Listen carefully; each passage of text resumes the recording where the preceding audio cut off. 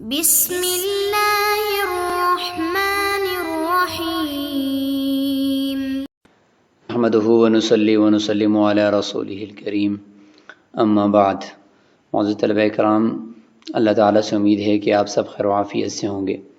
سبق نمبر 122، اور اس سبق میں باب العدہ میں ایک فصل ہے جس کو ہم شروع کرنے جا رہے ہیں، اور اس کے اندر ہے دوران عدت معتدہ عورت کے لیے سوگ منانا کیسا ہے۔ ظاہر عدت کے دوران اس نے ویسے بھی انتظار کرنا ہے، تو عدت کے ساتھ ساتھ شریعت نے سوگ منانے کا، جس کو عربی میں حداد یا احداد کہتے ہیں، حکم دیا ہے۔ اب اگر طلاق کی عدت گزار رہی ہے تو اس میں عدت کے دوران اس نے حداد کرنا ہے، اس کا ذکر ہوگا۔ اسی طریقے سے اگر وفات یعنی شوہر فوت ہو گیا، اس کی وجہ سے جو 4 مہینے 10 عدت گزارنی ہے اس کی وجہ سے حداد ہوگا۔ تو مطلب یہ ہے کہ جہاں جہاں پہ عدت ہے تو وہاں پہ حداد بھی ہو سکتا ہے، اور حداد بغیر عدت کے یعنی سوگ منانا بغیر عدت کے نہیں ہوگا۔ یعنی اگر عورت کا کوئی اور رشتہ دار فوت ہو گیا تو اس پہ عدت تو نہیں ہے، عدت نہیں ہے تو اس کے اوپر پھر اس کی وجہ سے سوگ بھی 3 دن سے زیادہ نہیں ہے۔ تو اس سبق کے اندر ہم انشاءاللہ اس سے متعلق گفتگو کریں گے، ساتھ ہی اگلے سبق کے اندر بھی یہ گفتگو انشاءاللہ جاری رہے گی۔ فصل قال وعلى المبتوتة والمتوفى عنها زوجها إذا كانت بالغة مسلمة الحداد۔ کل 3 چیزیں فصل میں بیان ہوں گی، یعنی حداد کا وصف شرعی، اس کا حکم اور اس کی تفسیر، اور ساتھ ہی موضع الاعتاد یعنی عدت عورت کہاں گزارے۔ تو یہ پورا اس فصل کے اندر یہ ذکر ہوگا۔ سب سے پہلے وصف شرعی بیان کریں گے کہ حداد کسے کہتے ہیں، اس کا حکم کیا ہے۔ مبتوتہ یعنی وہ عورت جس کو طلاق بائن ہو یا طلاق مغلظہ ہو یا خلا ہو، تو وہ جدا ہو جاتی ہے، یعنی جس میں رجوع نہیں کیا جا سکتا، اس کو مبتوتہ کہتے ہیں۔ اور اسی طریقے سے وہ عورت جس کا شوہر فوت ہو جائے۔ اذا كانت بالغة مسلمة، جب یہ دونوں بالغ ہوں، مسلمان ہوں، الحداد، تو ان کے اوپر حداد لازم ہے۔ حداد یعنی سوگ منانا لازم ہے۔ تو حداد کا لغوی معنی تو یہی ہے، حدت المرأة حدادا، یعنی ماتمی سیاہ لباس ہوتا ہے اس کو کہتے ہیں۔ تو اسی سے پھر یہ ہے کہ سوگ منانا۔ تو عورت سے چونکہ نعمت نکاح چھن جاتی ہے تو شریعت نے اس کے اوپر سوگ کو لازم کیا ہے۔ تو جب عدت ہوگی تو ساتھ ساتھ وہ اس دوران سوگ بھی منائے گی، اور اس میں کیا کچھ کرنا ہے وہ انشاءاللہ بھی آپ کے سامنے آ رہا ہے۔ اما المتوفى عنها زوجها، جہاں تک بات ہے اس عورت کی جس کا شوہر فوت ہو جائے، اس نے بھی سوگ منانا ہے، اور اس کے لیے جو دلیل ہے وہ دلیل ذکر کر رہے ہیں کہ اللہ کے نبی نے فرمایا لا يحل لامرأة تؤمن بالله والیوم الآخر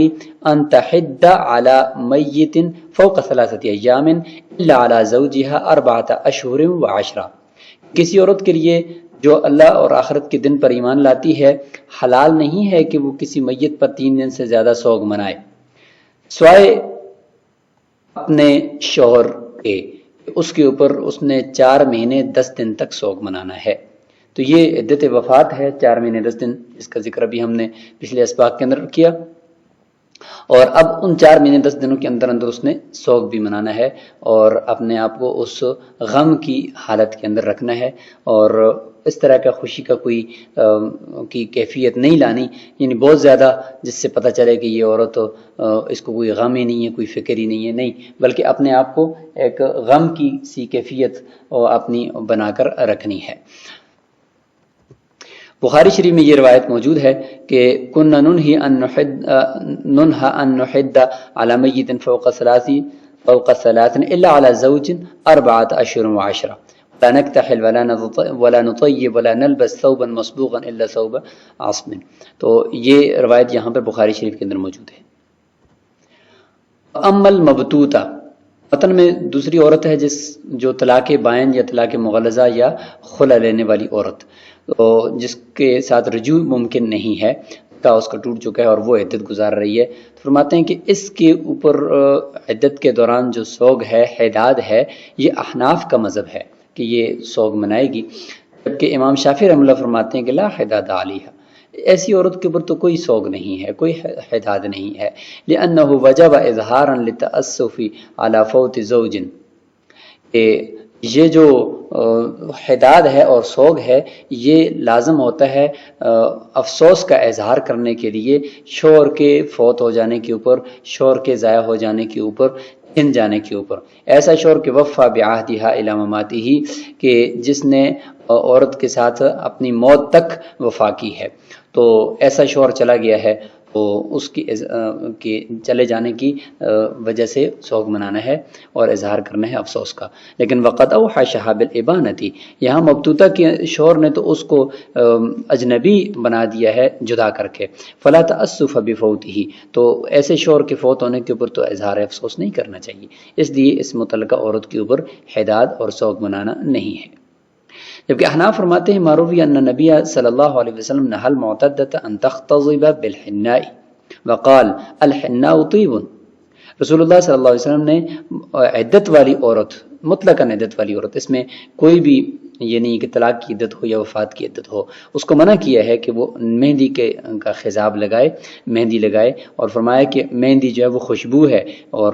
حداد یعنی سوگ منانے والی عورت کے لیے اس کا لگانا درست نہیں ہے، کیونکہ یہ زیب و زینت کے لیے ہے۔ اور حداد جو ہوتا ہے وہ تین چیزیں ہوتی ہیں، ایک ہے ترک التزین، یعنی اپنے آپ کو جو زیب و زینت ہے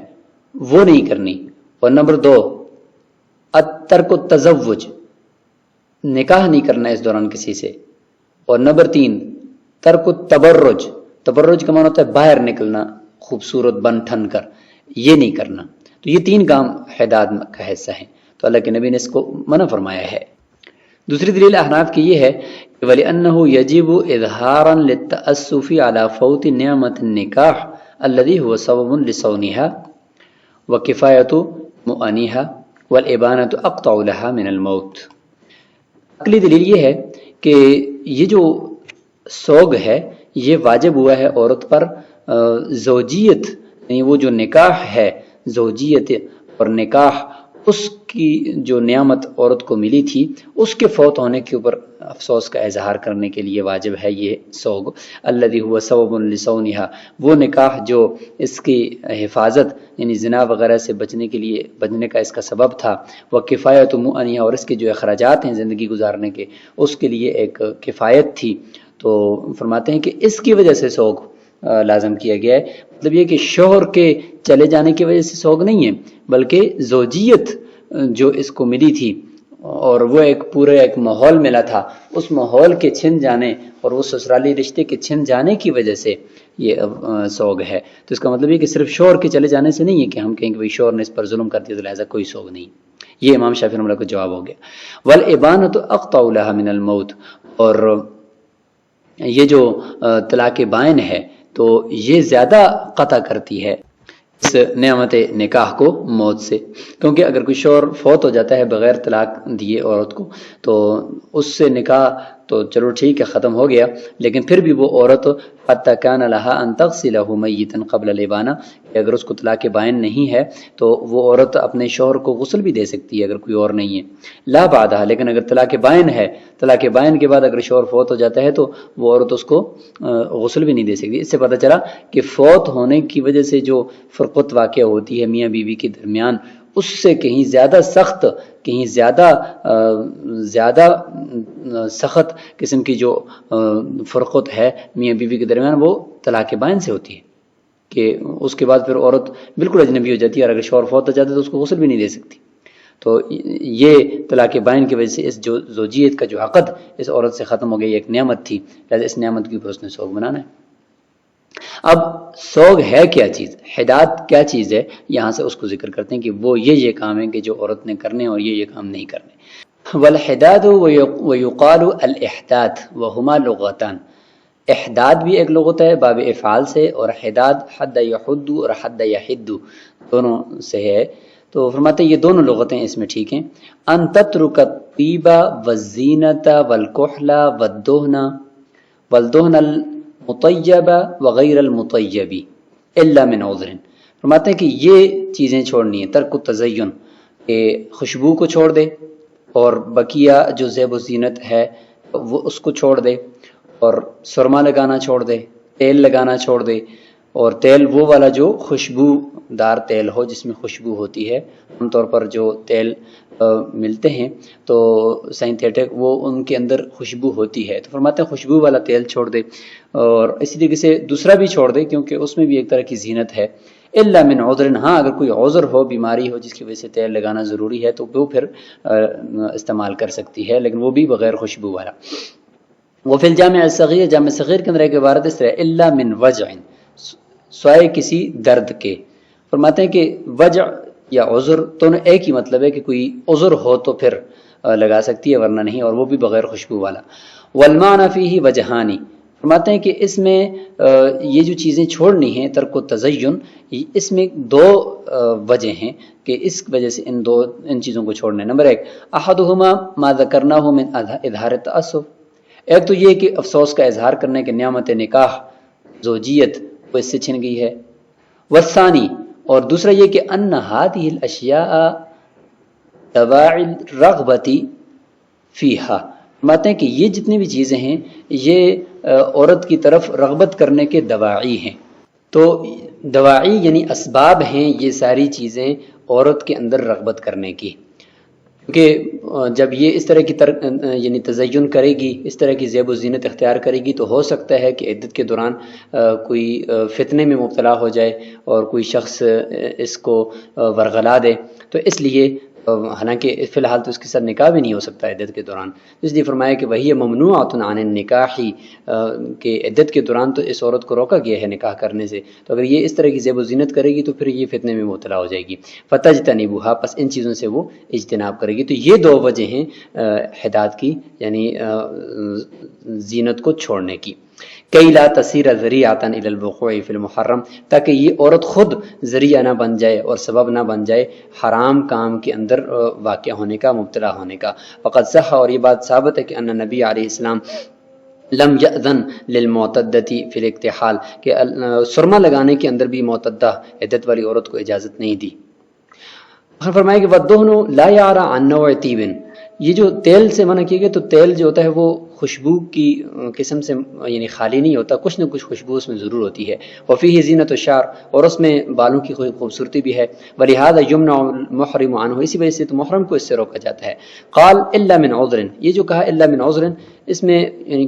کسی عذر کی وجہ سے اگر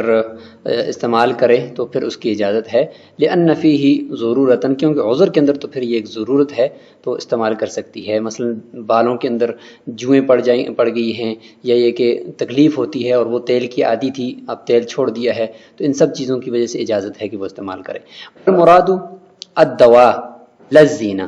یعنی اس سے مراد الا من عذر سے دوا کے طور پر استعمال کر سکتی ہے، علاج کے طور پر استعمال کر سکتی ہے، زینت کے طور پر نہیں۔ وَلَوْ اعْتَادَتِ الدُّهْنَ، اگر وہ تیل لگانے کی عادی تھی، خافت وجعن، اور اب اس کو خوف ہے درد کا کہ اگر تیل چھوڑ دیا تو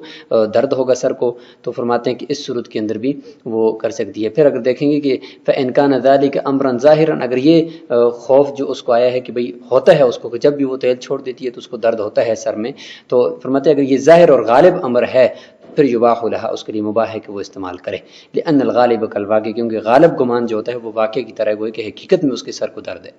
وکذا لبس الحریر، اسی طریقے سے ریشم کا پہننا بھی ہے کہ اذا احتاجت الیہ لعذر، اگر کسی عذر کی وجہ سے کہ جسم کے اوپر کوئی خارش ہے یا کچھ ایسی چیزیں کہ جس کی وجہ سے ڈاکٹر نے کہا کہ ریشم کا کپڑا پہنے، تو فرماتے کہ اگر اس کی ضرورت ہے تو ٹھیک ہے، لا بأس بھی، کوئی حرج نہیں۔ ولا تختص بالحناء، مہندی کا حجاب نہیں لگائے گی، لما روینا، جیسے کہ ہم نے روایت بھی کر دی کہ رسول اللہ صلی اللہ علیہ وسلم نے منع فرمایا۔ ولا تلبس ثوبا مصبوغا بعصفر ولا بزعفران، عصفر کلر جو ہوتا ہے گھاس، اور زعفران گھاس کے ساتھ رنگے ہوئے جو پہلے اس کپڑوں کو رنگنے کے کام آتی تھی، تو اس کے ذریعے سے رنگا ہوا جو کپڑا ہے یعنی رنگدار کپڑا وہ نہیں پہنے گی، کلر والے کپڑے وہ نہیں پہنے گی۔ لأنه يفوح منه رائحة الطيب، خاص طور پر زعفران اور عصفر کے ذریعے سے جو رنگے ہوئے کپڑے ہوتے ہیں تو ان سے خوشبو پھوٹتی ہے، تو یہ خوشبو اس سے تو منع کی گئی ہے، تو اس لیے یہ کام اس نے نہیں کرنا۔ تو اس سبق کو یہاں پہ روکتے ہیں، آگے انشاءاللہ ہم یہ پڑھیں گے کون کون سی عورتیں ہیں جن کے اوپر یہ حداد یا سوگ منانا لازم نہیں ہے، تو ان کا ذکر بھی ہوگا انشاءاللہ، اور کچھ مزید مسائل بھی انشاءاللہ اگلے سبق کے اندر آئیں گے۔ السلام علیکم ورحمۃ اللہ۔